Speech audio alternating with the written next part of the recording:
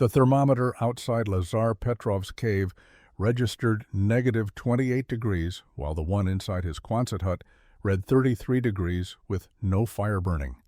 What his neighbors had mocked as the foolish waste of a perfectly good military surplus shelter would prove to be the most ingenious adaptation of modern materials to ancient geology that the Northern Rockies had ever seen.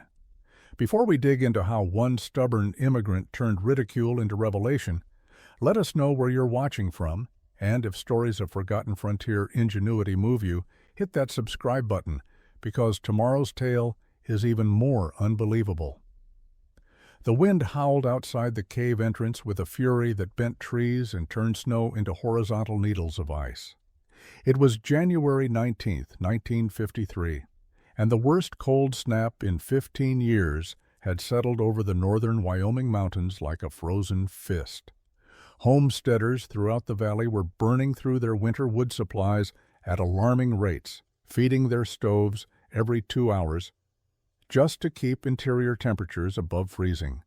Some had already run dangerously low on fuel, with 2 months of winter remaining. Inside the cave, Lazar Antonovich Petrov sat at his small wooden table in his shirt sleeves, sipping tea and reading a 3-week-old newspaper by the light of a kerosene lamp. The thermometer mounted near his door read 33 degrees. Outside, the matching thermometer he had installed on a post 20 feet from the cave entrance showed negative 28. 61 degrees of difference, and he had not fed his small wood stove for nearly 6 hours. The interior of Lazar's dwelling was unlike anything else in the region.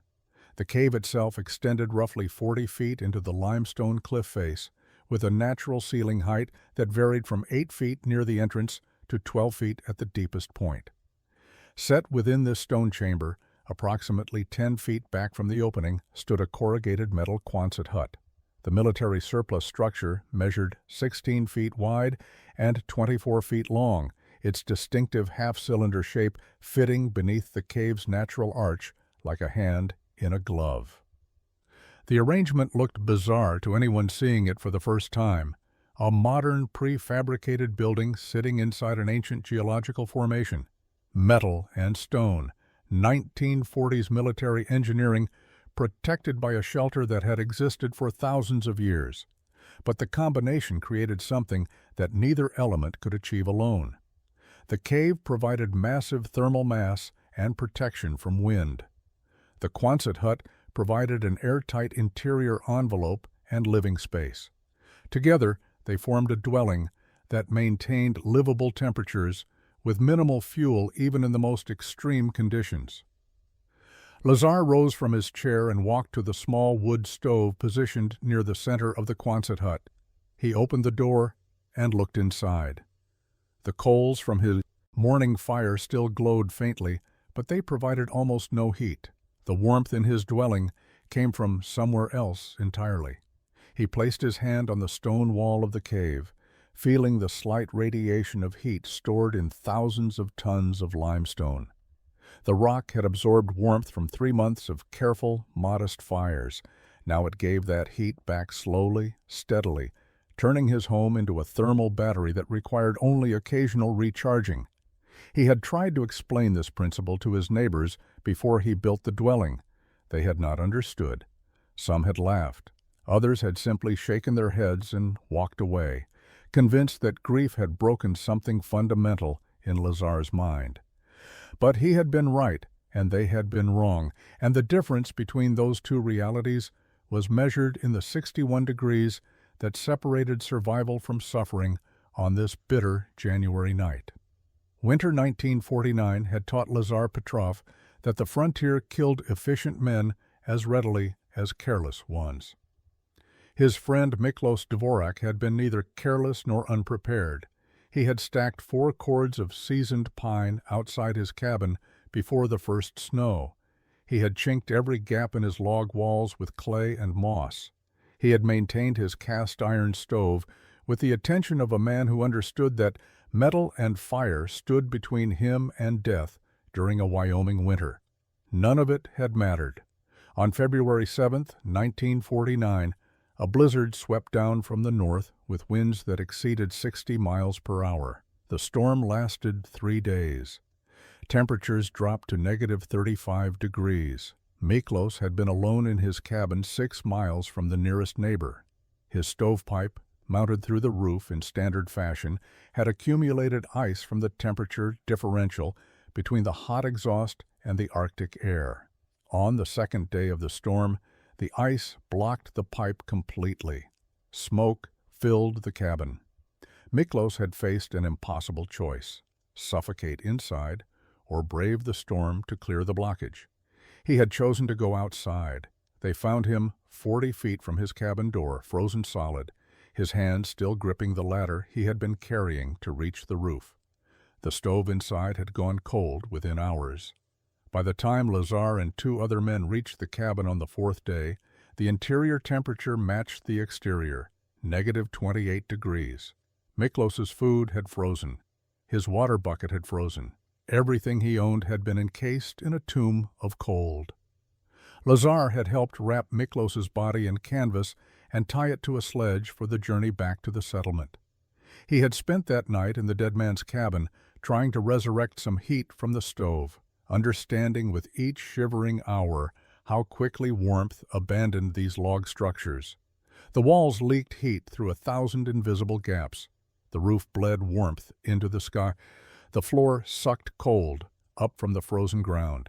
The stove burned wood, frantically converting solid fuel into temporary heat that escaped almost as fast as it was generated. He had burned half a cord of wood that night and barely kept the cabin at 40 degrees. By morning, he understood something that would obsess him for the next 2 years. The problem was not the stove. The problem was not the wood supply. The problem was the building itself.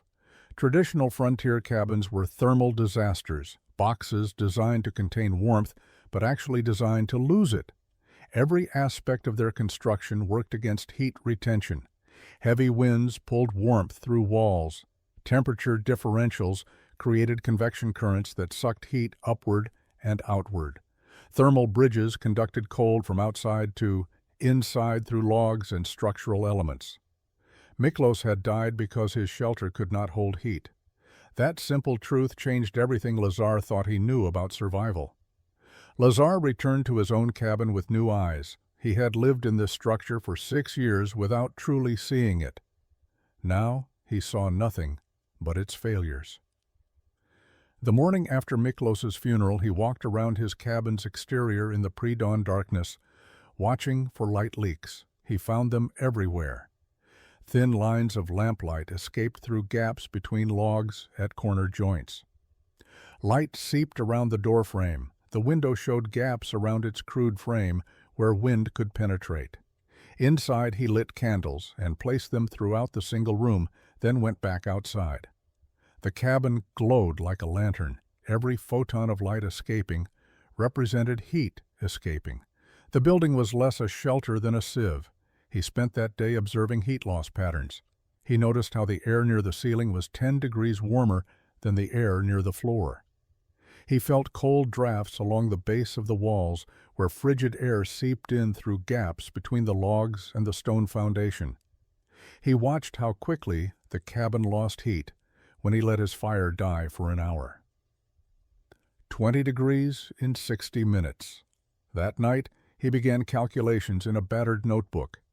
How much wood did he burn per day in winter? Approximately 60 pounds. How much heat did 60 pounds of pine produce? He did not know the exact numbers, but he understood ratios. If he burned 60 pounds of wood and achieved only marginal warmth, then the building was wasting most of the energy he fed it. A more efficient structure might maintain the same temperature with 15 pounds of wood. The difference represented survival margin. Extra wood meant extra trips into dangerous weather. It meant more time away from other tasks. It meant depleting forests faster and creating future scarcity. Over the following weeks, Lazar became known in the small homesteading community as the man obsessed with heat. He visited every cabin within riding distance, asking owners about their fuel consumption, interior temperatures, and construction methods. Some thought his questions odd, but answered anyway. Others recognized genuine intellectual curiosity and shared their own observations. Lazar filled his notebook with data. The Christiansen family burned 4 cords per winter and maintained temperatures around 55 degrees. The Volkov cabin used 5 cords but stayed warmer because it was smaller and positioned in a protected valley. The Henderson place, poorly built, consumed 7 cords and still saw interior temperatures drop below freezing during the worst cold snaps. Patterns emerged. Smaller structures retained heat better. Buildings protected from wind performed better than exposed ones. Cabins with stone fireplaces radiated heat longer than those with metal stoves alone. But every structure, regardless of design, lost heat at rates that seemed almost criminal in their inefficiency. Lazar began to understand that traditional construction methods had developed not because they were optimal, but because they were achievable, with available tools and knowledge. Spring 1950 arrived with the usual pattern of warming days and freezing nights. Lazar spent April and May working his small trap lines, checking beaver ponds, and preparing his summer garden plot. On May 14th, he rode into the higher elevations looking for sign of elk movement, hoping to locate summer feeding areas that would become hunting grounds in the fall. The day started clear, but mountain weather changed without warning. By early afternoon, clouds had built into towering formations that blocked the sun and dropped temperatures 15 degrees in as many minutes. Snow began falling at 3 o'clock, heavy wet flakes that accumulated quickly, despite the calendar insisting this was spring. Lazar was 8 miles from his cabin in terrain he knew well, but not intimately. Visibility dropped to less than 50 feet.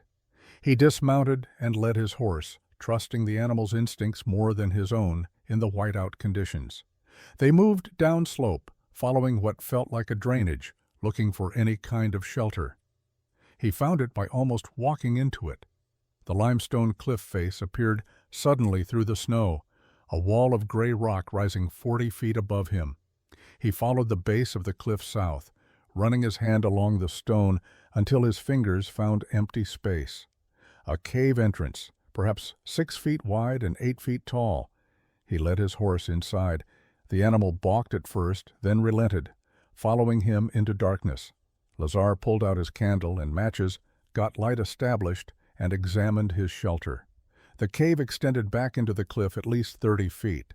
The floor was relatively level, covered with a layer of dust and small rocks. No recent animal sign, no bear scat or coyote dens. The ceiling was high enough to stand comfortably. What struck him immediately was the temperature. Outside, the spring snow had dropped conditions to perhaps 30 degrees. Inside the cave, within seconds of entering, he felt warmer. He held his candle near the wall and felt heat radiating from the stone. Not intense heat, but noticeable warmth compared to the freezing air outside. The rock itself was warm. He pressed his palm flat against the limestone. It felt like touching sun-warmed stone in summer, except the sun had not shone today.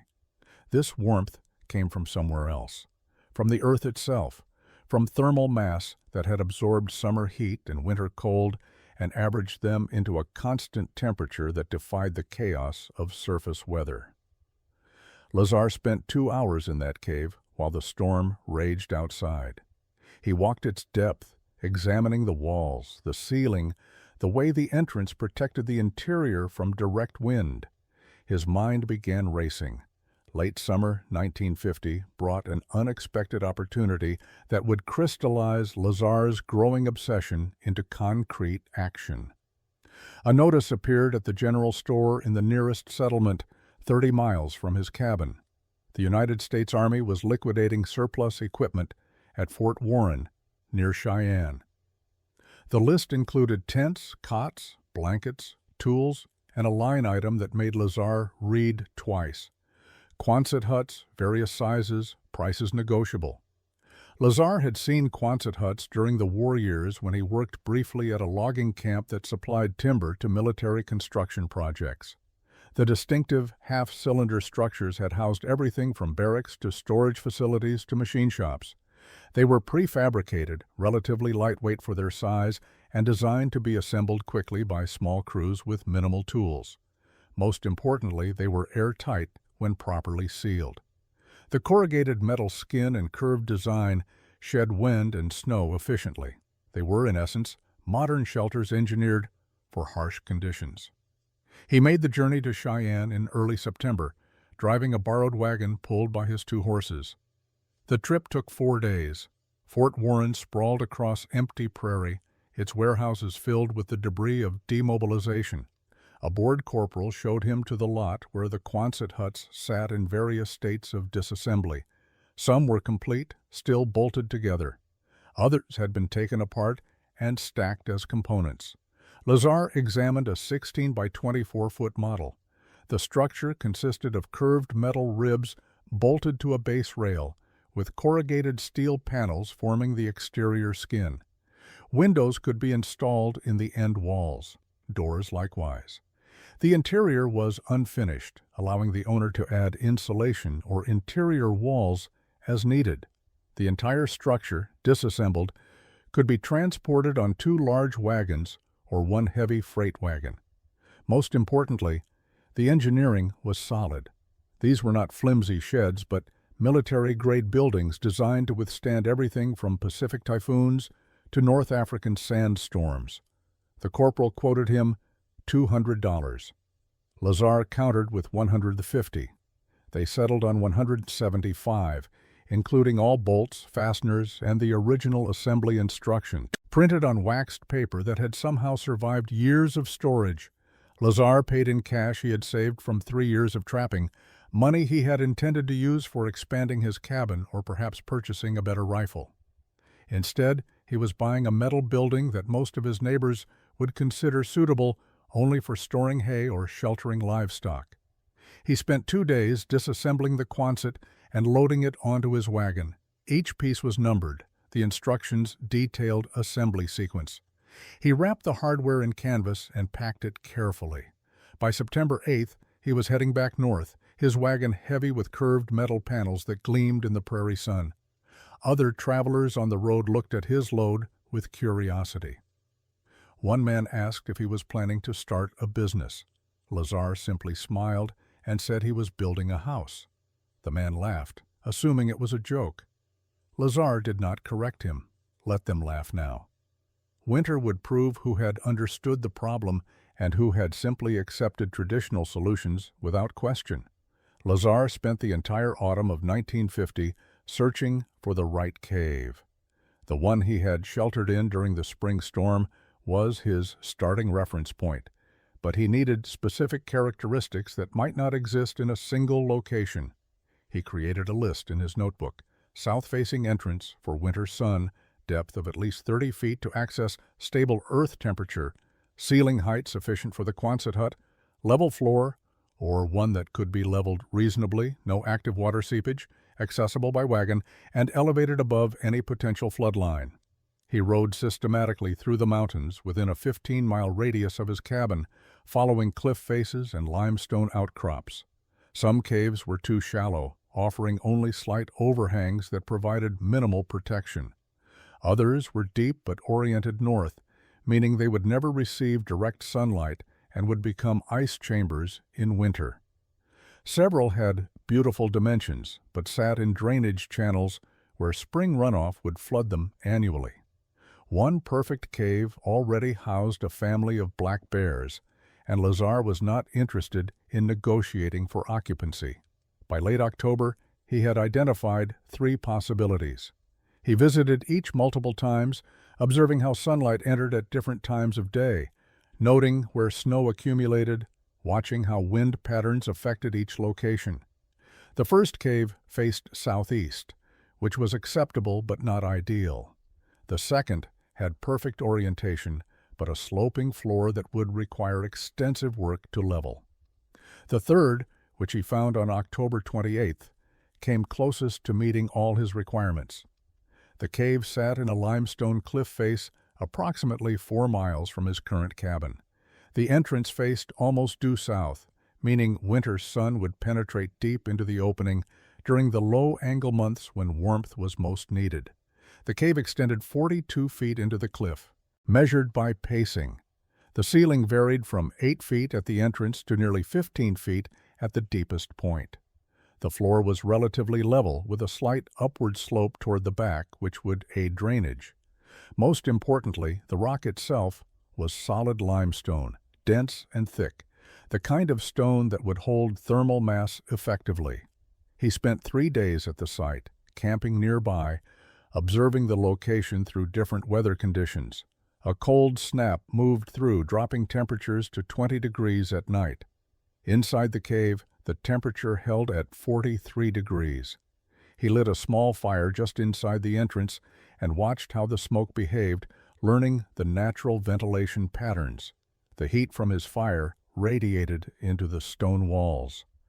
Hours after the fire died, the walls still felt warm to the touch. The access was challenging but manageable.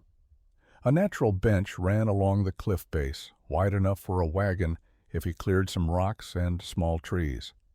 The elevation was good, roughly 100 feet above the creek that ran through the valley below.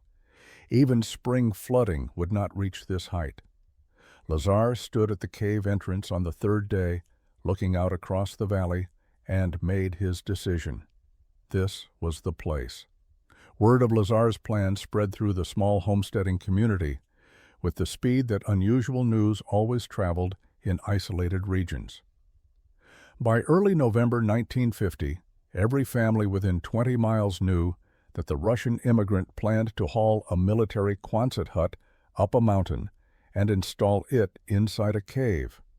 The reactions ranged from bewilderment to outright mockery, with very little middle ground. Most people simply could not understand why someone would take a perfectly functional building and hide it inside a hole in the rocks.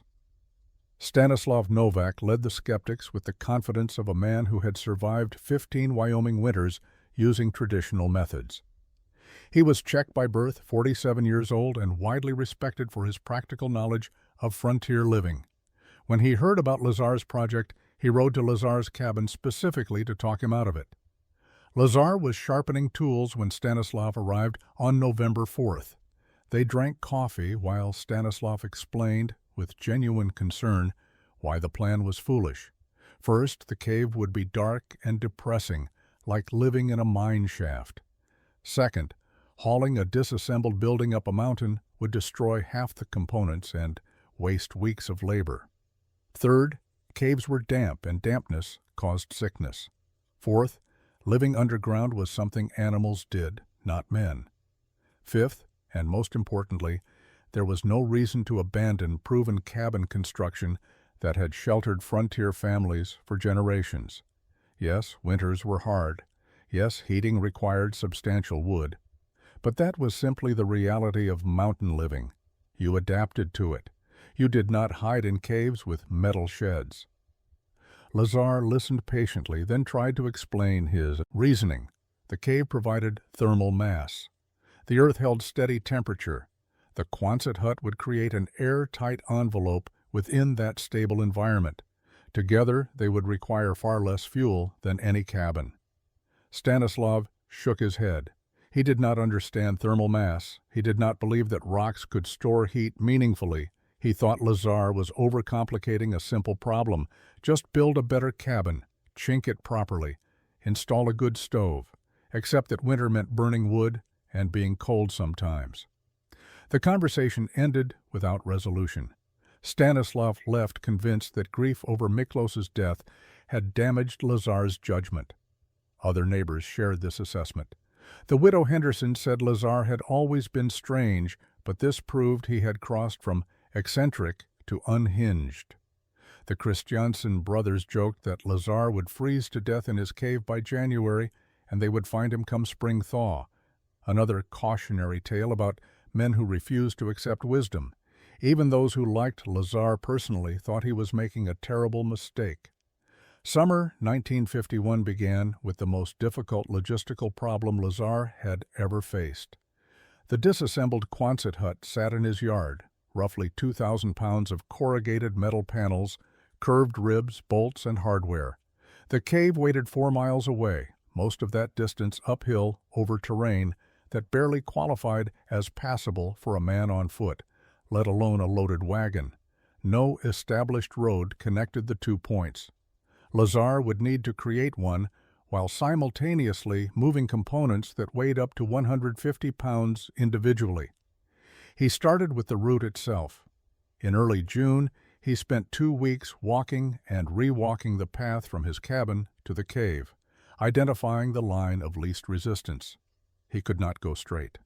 The direct route crossed 2 steep ravines and a boulder field that would destroy any wagon. Instead, he plotted a winding course that added nearly a mile but followed natural contours and avoided the worst obstacles. He marked the route with stakes every 50 feet, then began the brutal work of making the route passable.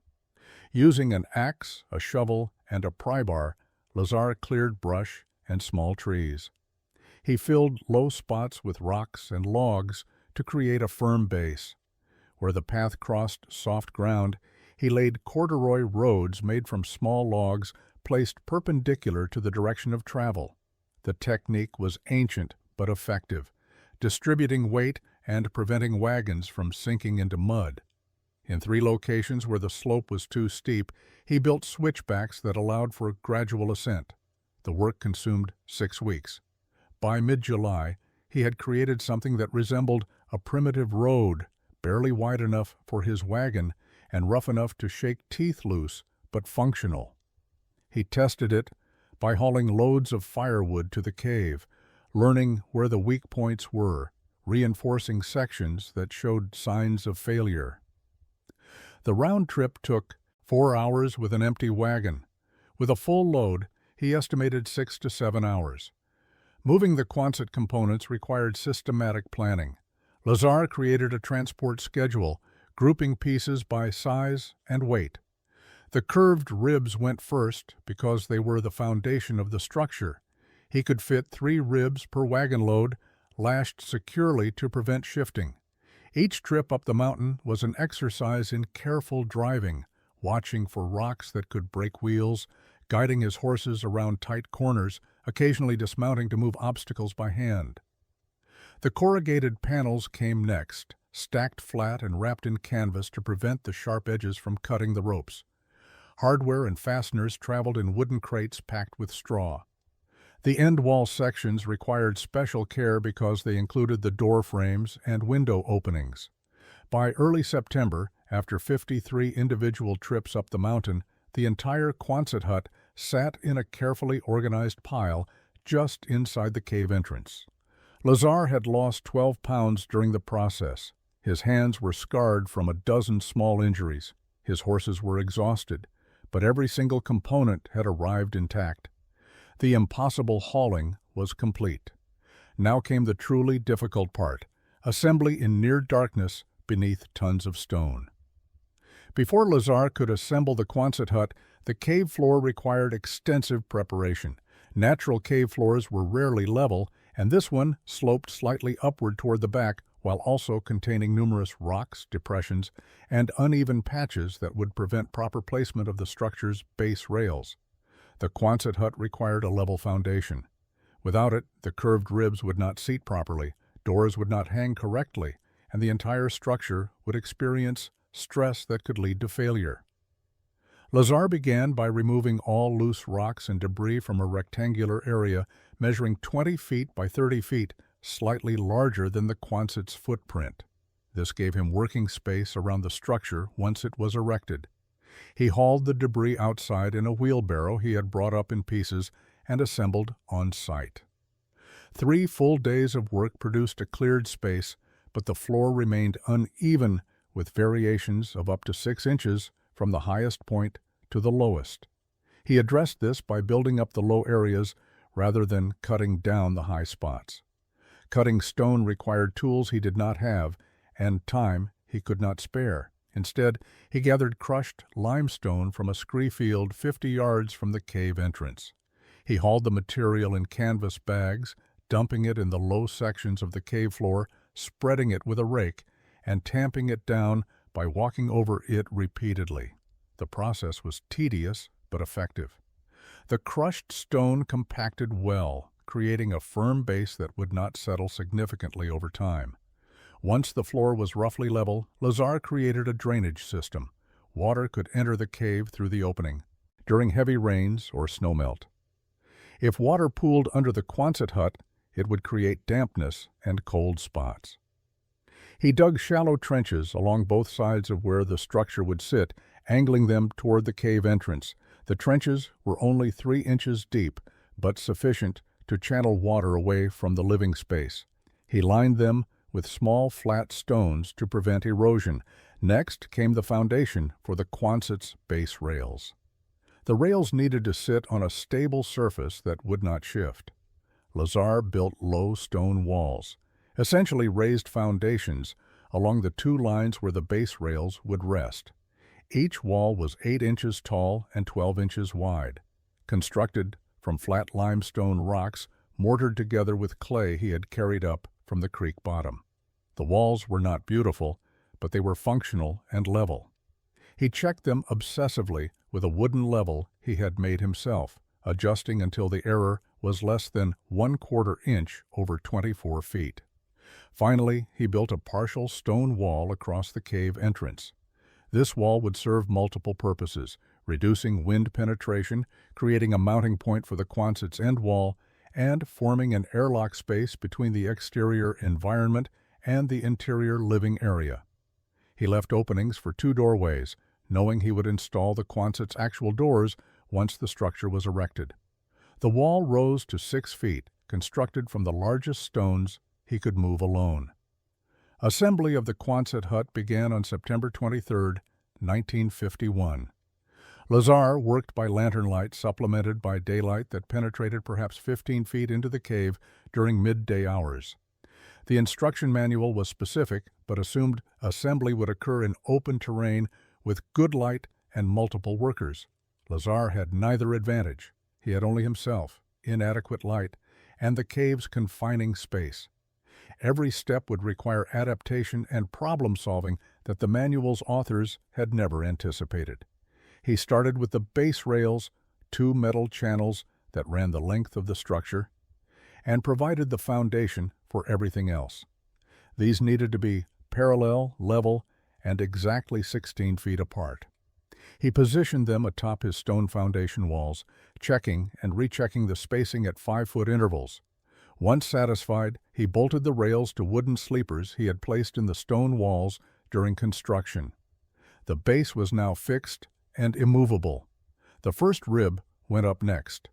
Each rib was a curved metal beam that spanned from one base rail to the other, forming the characteristic half-circle shape.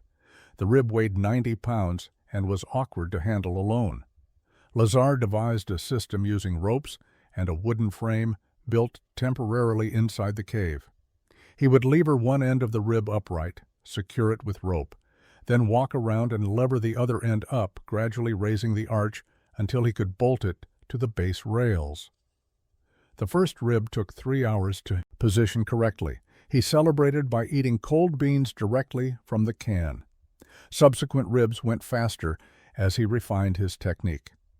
The ribs needed to be spaced precisely 2 feet apart along the length of the structure. He created a measuring stick marked at exactly 24 inches and used it obsessively. By the end of the first week, all 12 ribs were in place, creating a skeleton that looked almost organic in the lantern light, like the curved bones of some massive creature lying in its stone den. The corrugated panels came next. Each panel was 8 feet long and 3 feet wide, designed to overlap at the edges and bolt to the ribs. Starting at one end, Lazar worked his way down the length of the structure, attaching panels row by row. The panels had to align precisely, or the overlaps would not seal properly. He worked with a patience that surprised even himself, removing and repositioning panels when they did not fit correctly.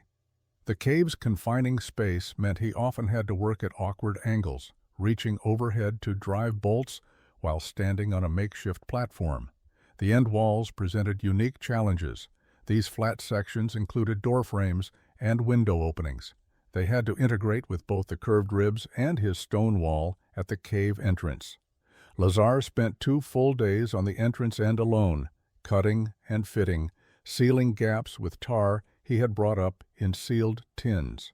The Quonset hut provided an airtight shell, but creating actual warmth required understanding principles that most frontier dwellers had never considered. Lazar was not an engineer by training, but his observations in the cave during the spring storm and his months of studying heat loss had taught him something crucial. The goal was not to heat air. Air was a terrible thermal medium that lost heat quickly and required constant energy input. The goal was to heat mass. Stone, specifically, could absorb tremendous amounts of heat and release it slowly over many hours. He designed his heating system around this principle.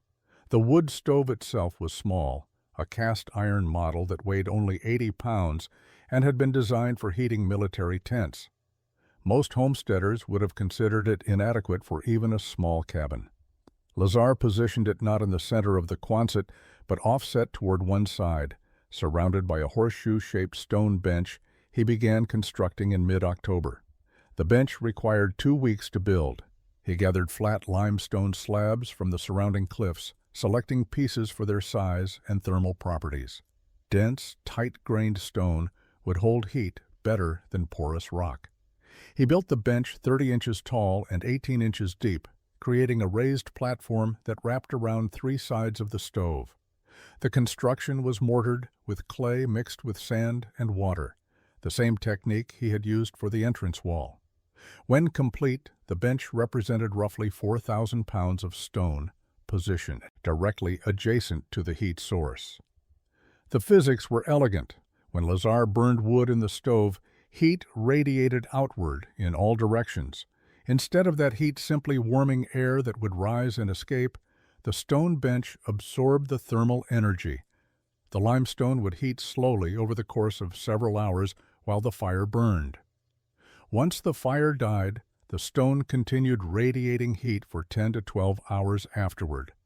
The system transformed his fuel into stored thermal energy rather than immediate but temporary warmth. He added a second innovation above the stove. Using metal pipes salvaged from an abandoned mining operation, he created a crude heat exchanger that ran from the stove up toward the cave ceiling, then looped back down before connecting to the chimney pipe. The hot exhaust gases traveled through this extended path, radiating heat into the cave's stone ceiling. The ceiling then became part of his thermal mass system, storing heat in the rock itself rather than allowing it to escape directly up the chimney. For the coldest periods, Lazar installed thermal curtains. Made from heavy canvas he had purchased as military surplus. These hung from wooden rods mounted near the Quonset's entrance, creating an airlock effect. When leaving or entering, he would pass through 2 layers of curtains rather than opening directly into the cold exterior. The system prevented cold air from rushing in and warm air from escaping during the vulnerable moments when the door was open. The final element was ventilation. He cut 2 small vents near the Quonset's peak, covered with fine mesh to prevent animals from entering. These allowed fresh air circulation without creating drafts. The vents could be opened or closed with wooden plugs depending on conditions and need. Interior construction occupied Lazar through November 1951. The Quonset's metal walls conducted cold efficiently, which meant, despite the thermal mass system, he needed insulation between the metal shell and his living space. He could not afford commercial insulation, but he had planned for this. During the previous winter, he had collected wool from barbed wire fences where sheep had left tufts while passing. He had traded for old wool blankets with neighboring families, offering dried meat and labor in exchange. He had even purchased several damaged military blankets at Fort Warren for pennies per pound. He hung this collection of wool materials against the Quonset's interior walls, creating an insulation layer approximately 2 inches thick. The wool was held in place by wooden lath strips nailed to furring that he had attached to the metal ribs. The result was irregular and would have horrified any professional builder, but it was effective. Wool maintained its insulating properties even when slightly damp, and the dead airspace it created reduced heat transfer between the interior and the cold metal exterior significantly.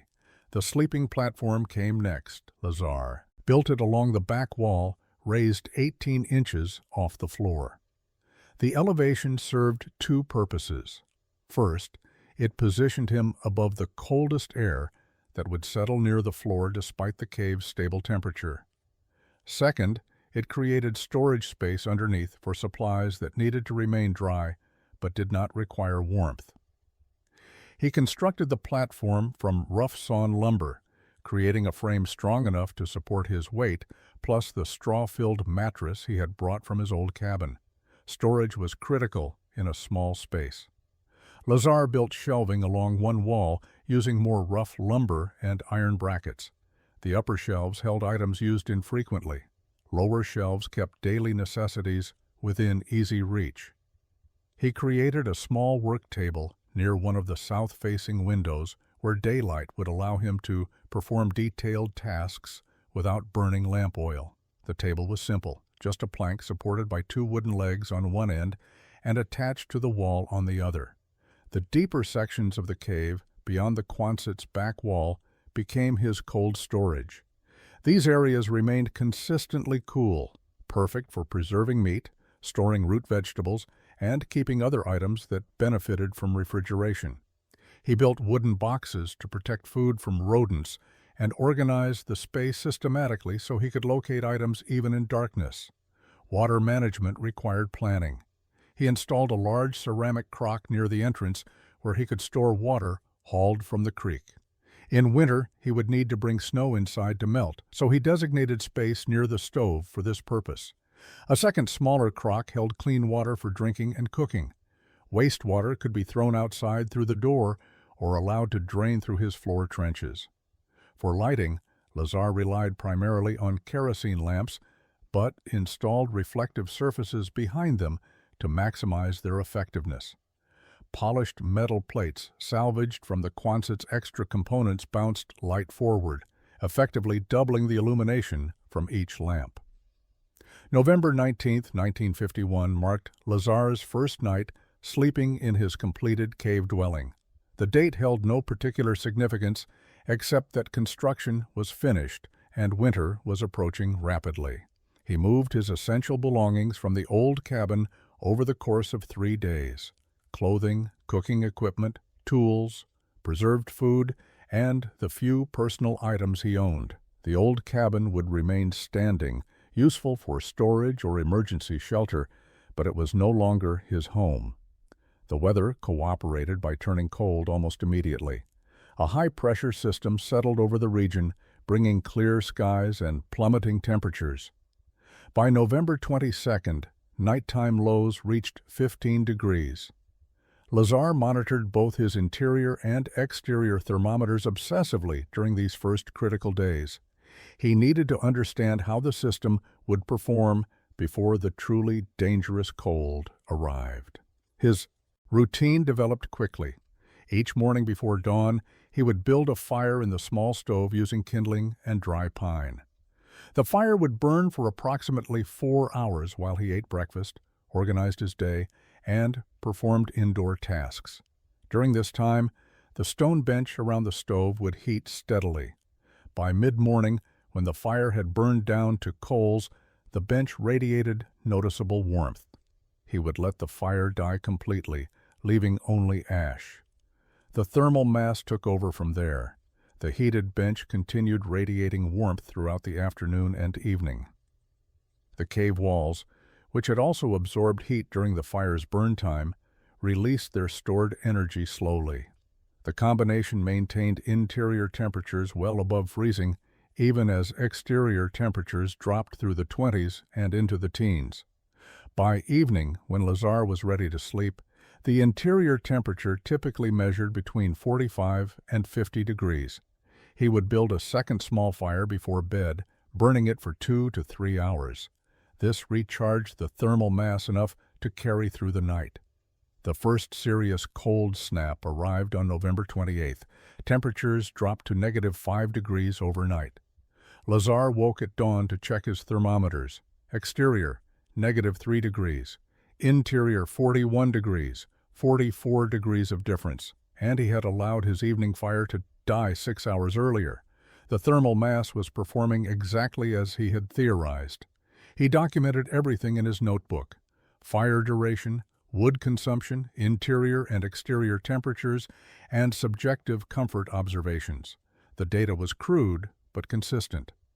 He was burning approximately 15 pounds of wood per day to maintain livable conditions. His old cabin had required 50 to 60 pounds per day during similar cold. The efficiency gain was extraordinary. He was using 1/4 the fuel and achieving better results. The cave's darkness, which Stanislav and others had predicted would be depressing, proved less problematic than expected. During daylight hours, the south-facing entrance admitted sufficient light for most tasks. His windows provided additional illumination.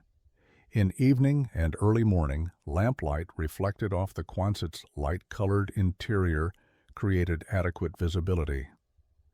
January 11, 1952 brought the storm that would prove or disprove everything Lazar had built.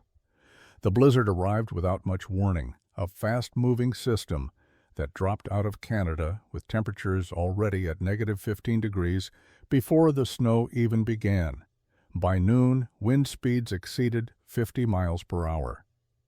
Visibility dropped to zero. Snow fell horizontally, driven by winds that bent trees and turned the world into a white chaos that erased all landmarks and boundaries. Lazar had spent the previous day hauling extra firewood into the cave, stacking it in the dry area beyond the Quonset's back wall. He had filled both water crocks and brought in additional snow packed into canvas bags for melting. He had checked all his seals and weather stripping, tightened the thermal curtains, and ensured his lamp oil supply was adequate. When the storm hit, he was prepared to wait it out, however long necessary. The first 24 hours tested the entrance wall he had built across the cave opening. Wind screamed through the gaps around the Quonset's doors, but the stone wall blocked the worst of it. Snow accumulated against the wall's exterior but did not penetrate into the cave proper. The Quonset itself shuddered occasionally when particularly strong gusts hit, but the cave's sheltering effect reduced wind pressure dramatically. A freestanding Quonset in open terrain would have faced the storm's full force. Protected by millions of tons of limestone, Lazar's dwelling barely noticed the violence outside. He maintained his normal fire schedule: morning fire for 4 hours, evening fire for 3 hours. Between fires, the thermal mass sustained interior temperatures. On the storm's second day, with exterior temperatures holding at -28 degrees, his interior temperature measured 37 degrees during the coldest period between fires. 45 degrees warmer inside than outside. He wore a wool sweater and was comfortable. In his old cabin under these conditions, he would have been burning wood continuously and still shivering. The storm lasted 3 full days. During that time, Lazar consumed approximately 45 pounds of wood total. He had no way to know exactly what his neighbors were burning because he could not travel to check on them, but he knew from previous winters that these conditions would require massive fuel consumption in traditional cabins. Families would be burning wood around the clock, feeding stoves every 2 hours, watching their winter supplies deplete at alarming rates. Some would run dangerously low. A few might run out entirely if the storm lasted much longer. On January 14th, the wind finally stopped. The temperature remained brutal, -32 degrees at dawn, but the snow had ended and visibility returned. Lazar ventured outside for the first time in 3 days. Snow had drifted against the entrance wall to a depth of 6 feet, but the wall had held. His thermometer showed the exterior reading clearly, -32. He went back inside and checked the interior thermometer, 28 degrees. No fire had burned for 8 hours. 60 degrees of difference achieved through thermal mass alone. Word of Lazar's survival during the January blizzard spread slowly through the scattered homesteading community. Travel remained difficult for weeks after the storm as temperatures stayed below zero and snow depths made the rough trails nearly impassable. But by early February, conditions had moderated enough that neighbors began visiting each other to check on supplies and share news. The stories they exchanged revealed a pattern. Almost everyone had suffered during the storm. Wood supplies had been depleted drastically. Several families had burned furniture to supplement inadequate fuel stocks. The Henderson widow had nearly frozen, despite burning everything combustible in her cabin, including parts of her interior walls.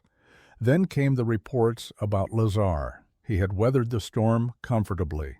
His wood supply remained substantial. He claimed to have burned less than 50 pounds during the entire 3-day period. The numbers seemed impossible. Stanislav Novak heard these reports with deep skepticism. He had burned nearly 300 pounds during the same period, and his cabin had barely stayed habitable.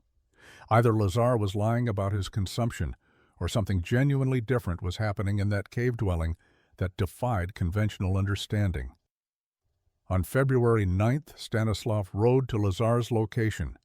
The journey took 3 hours through snow-packed terrain. He arrived at midday to find Lazar outside splitting firewood, working in shirt sleeves despite the temperature being 12 degrees. Stanislav was wearing heavy wool coat, fur hat, and insulated gloves. The contrast was immediate and undeniable. Lazar greeted him warmly and invited him inside. Stanislav passed through the stone wall's opening, then through the thermal curtains, then into the Quonset's interior. The transition was startling. Outside, 12 degrees and windy. Inside, 43 degrees and still. Stanislav stood motionless for a moment, processing the sensation. He was warm. Not comfortable exactly, but definitively warm, compared to the exterior conditions, and he could see no fire burning. The stove sat cold. Lazar explained he had let his morning fire die 4 hours earlier. Stanislav walked to the stone bench surrounding the stove and placed his palm on the limestone. The rock was warm, not hot, but noticeably warmer than the surrounding air. He examined the walls, the thermal mass arrangement, the way the Quonset created an envelope within the cave's protective embrace. He asked questions about wood consumption, fire schedules, and temperature patterns. Lazar answered each question directly, showing his notebook with its detailed records. The evidence was irrefutable. Lazar had achieved something that challenged everything Stanislav understood about frontier heating. The cave dwelling was not just marginally better than a traditional cabin.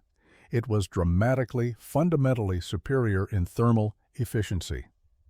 Stanislav stayed for 2 hours, studying every aspect of the construction, trying to understand the principles at work. When he finally left, he did not apologize for his earlier mockery.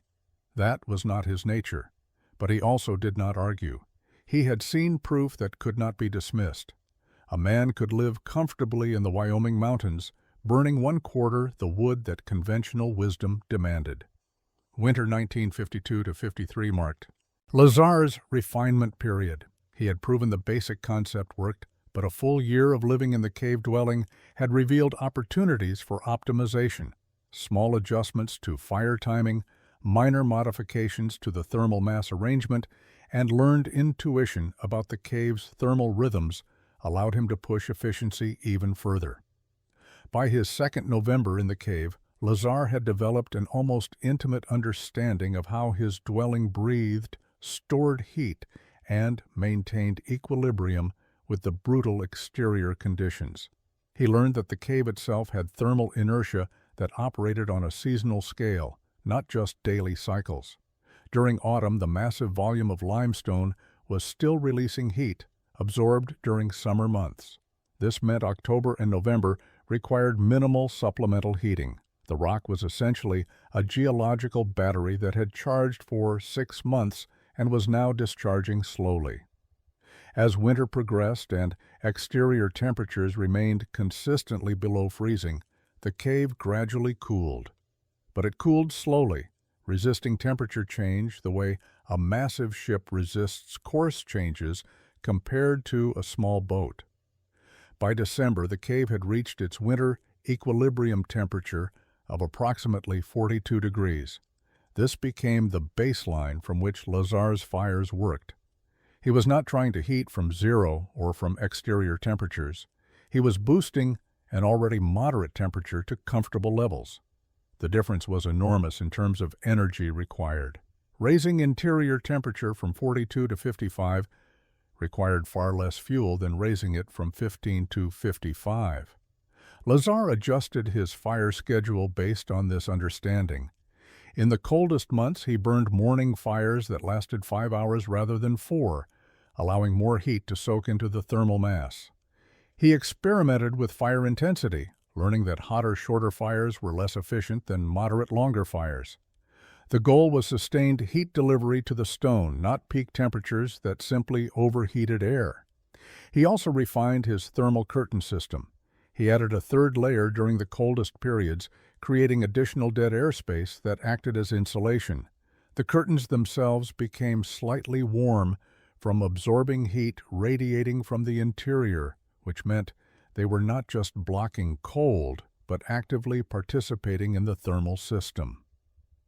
The validation came during a cold snap in late January 1953 that rivaled the previous year's blizzard in intensity.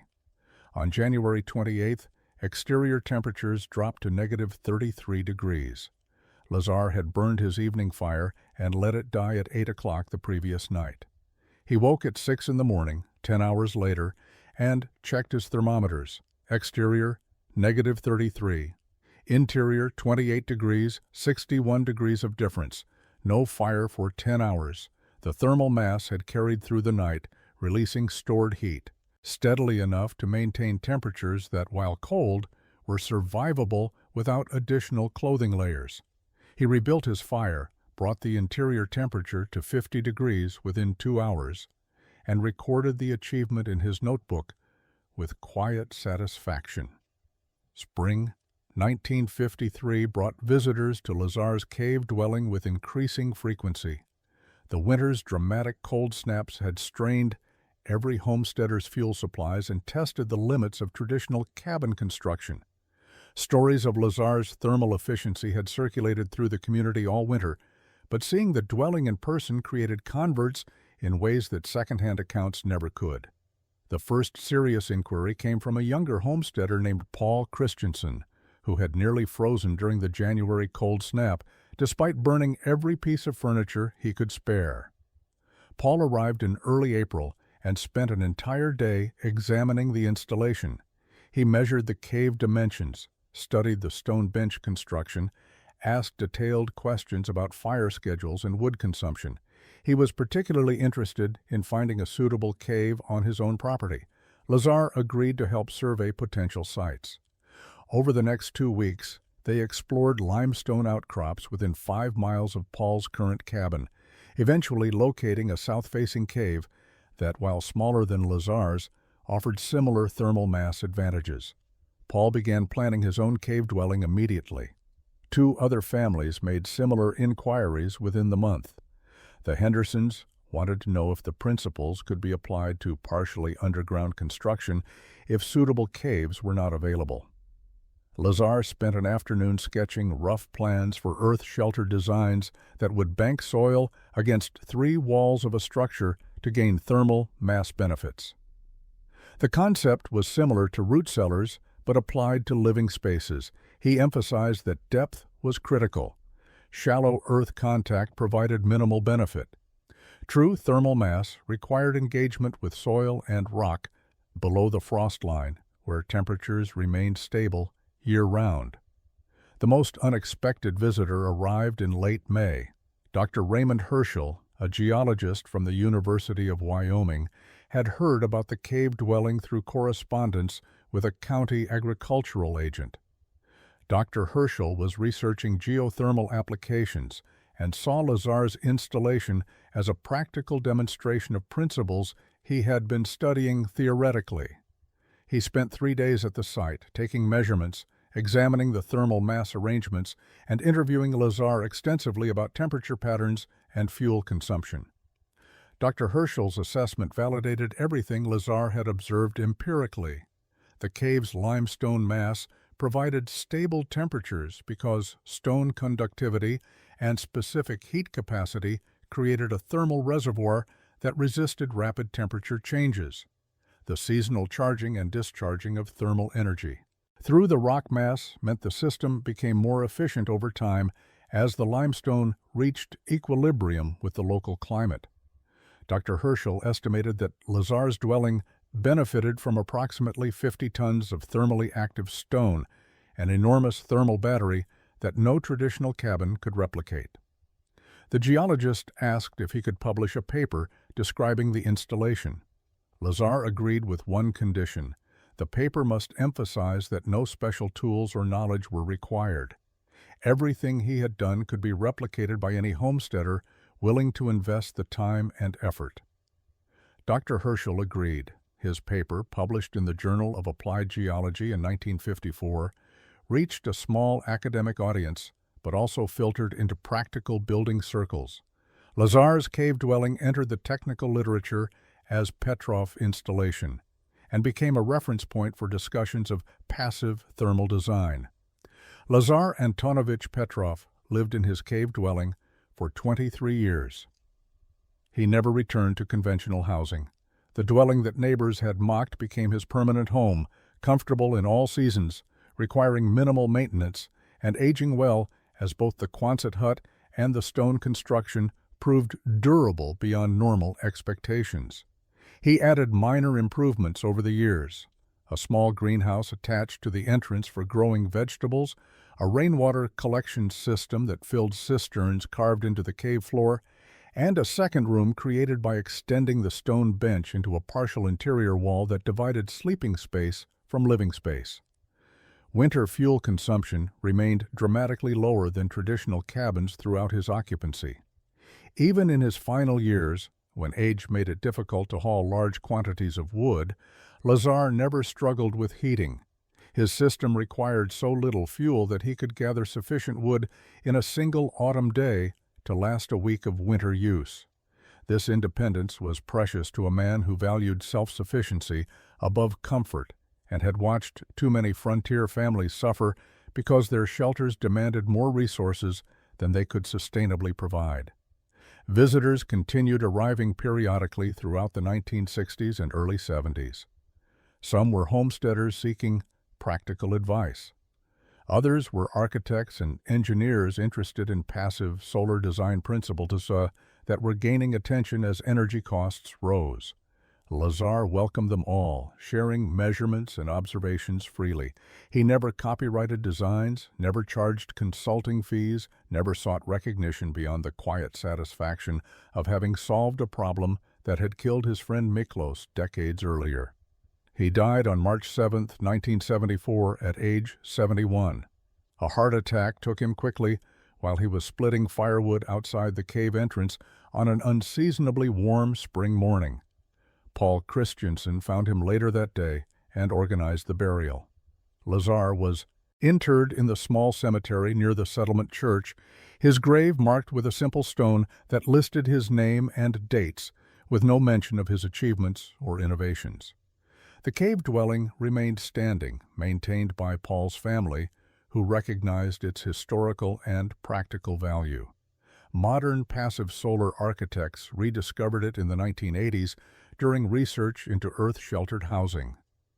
The principles Lazar had proven through direct observation and practical experimentation had become validated science.